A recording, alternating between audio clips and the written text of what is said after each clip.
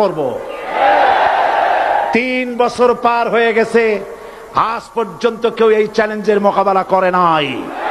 সুতরাং আমাকে যারা রাজাকার বলবে তারা পিতৃ পরিচয়হীন অবৈধ সন্তান। 1971 সনের, শোনো মুসলমানেরা, 1971 সনের কোন কাদা সাইদির গায়ে লাগে নাই। আমাকে রাজাকার বলে জনগণ থেকে বিচ্ছিন্ন করবা, জনগণ থেকে আমারে বিচ্ছিন্ন করা যাবে না।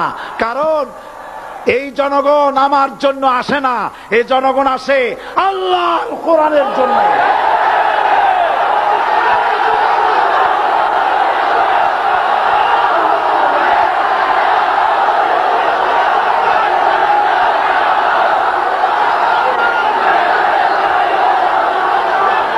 আজকে আজ যারা ইসলামের কথা বলে, তারাই রাজাকার, তারাই মৌলবাদী। মৌলবাদী বললে আমরা অসন্তুষ্ট হই না, কারণ মৌলবাদী শব্দটা আসছে মূল থেকে। মৌল শব্দ এসেছে মূল থেকে। মূলবাদী তার মানে যারা মূলে আছে। মূল হলো কোরআন, মূল হলো হাদিস, মূল হলেন আল্লাহ, মূল হলেন আল্লাহ রসুল। আমরা আছি মূলে। এখন বলেন তো মূলের শক্তি বেশি না আগার শক্তি বেশি? আমাদের যারা মৌলবাদী বলে ওরা হলো আগাবাদী। মূলে আছে কত কোটি? 12 কোটি। মূলে আছে কত কোটি? আর আমাদের যারা মৌলবাদী বলে ওই থাকো গাছের আগায়, আমরা মূলে।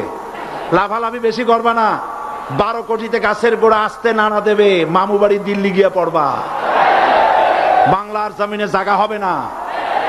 এ কথা বিশ্বাস করো। বাংলাদেশের মুসলমানদের শরীরে 1 বিন্দু রক্ত থাকতে শয়তানের তৈরি করা ধর্ম নিরপেক্ষ মতবাদ বাংলার জমিনে কায়েম হতে দেওয়া হবে না, হবে না।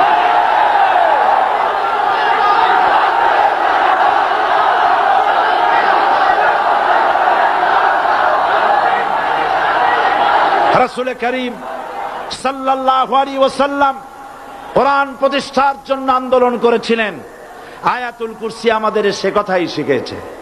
আল্লাহ রাব্বুল আলামিন বলেন, আল্লাহু লা ইলাহা ইল্লা হুয়াল হাইয়ুল কাইয়্যুম। প্রাণ খুলে পড়েন, আল্লাহু লা ইলাহা ইল্লা হুয়াল হাইয়ুল কাইয়্যুম। আল্লাহ হচ্ছেন তিনি, যিনি ছাড়া কোনো ইলাহা নাই, আইনদাতা নাই, বিধানদাতা নাই। আমরা মানুষের তৈরি করা আইন মানি না। 12 কোটি মুসলমান